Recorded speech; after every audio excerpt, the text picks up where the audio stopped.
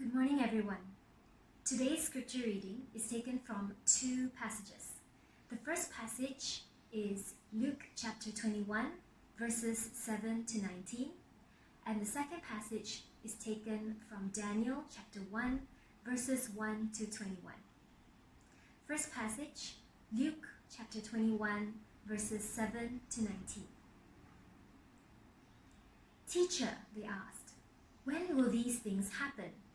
And what will be the sign that they are about to take place?" He replied, "Watch out that you are not deceived, for many will come in my name, claiming, 'I am he,' and 'the time is near.'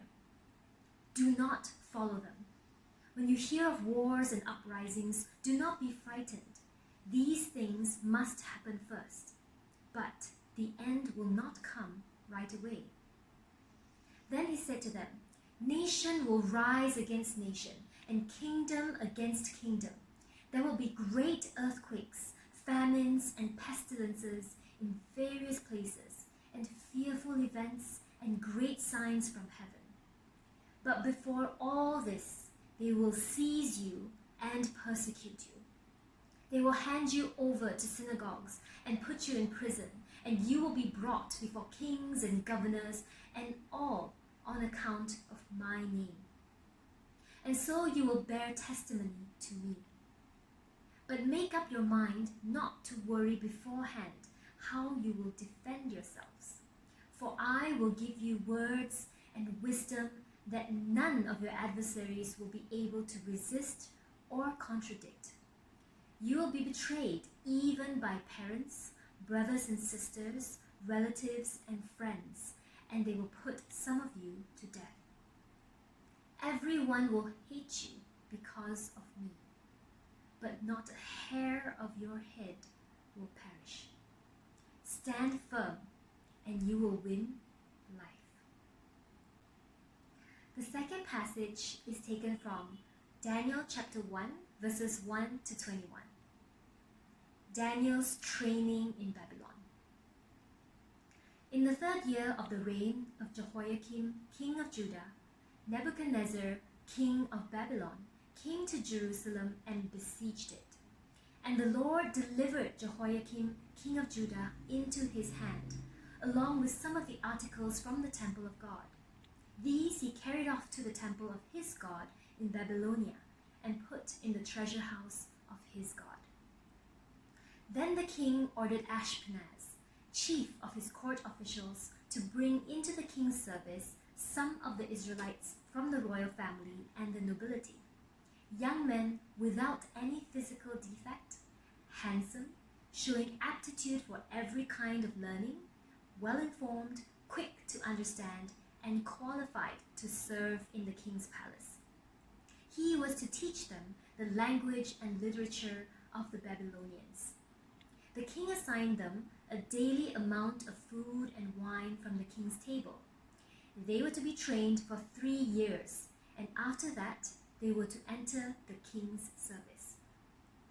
Among those who were chosen were some from Judah: Daniel, Hananiah, Mishael, and Azariah. The chief official gave them new names. To Daniel, the name Belteshazzar; to Hananiah, Shadrach; to Mishael, Meshach; and to Azariah, Abednego.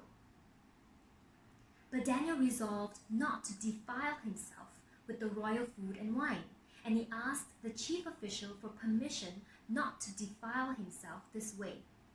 Now God had caused the official to show favor and compassion to Daniel.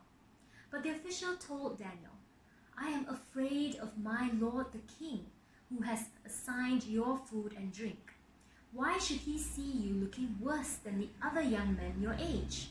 The king would then have my head because of you." Daniel then said to the guard whom the chief official had appointed over Daniel, Hananiah, Mishael, and Azariah, "Please test your servants for 10 days. Give us nothing but vegetables to eat and water to drink. Then compare our appearance with that of the young men who eat the royal food, and treat your servants in accordance with what you see." So he agreed to this and tested them for 10 days. At the end of the 10 days, they looked healthier and better nourished than any of the young men who ate the royal food. So the guard took away their choice food and the wine they were to drink and gave them vegetables instead.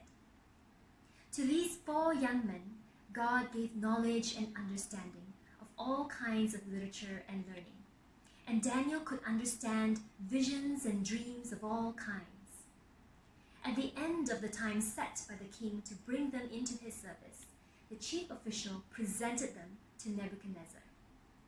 The king talked with them, and he found none equal to Daniel, Hananiah, Mishael, and Azariah. So they entered the king's service. In every matter of wisdom and understanding about which the king questioned them, he found them 10 times better than all the magicians and enchanters in his whole kingdom. And Daniel remained there until the first year of King Cyrus. This is the word of the Lord.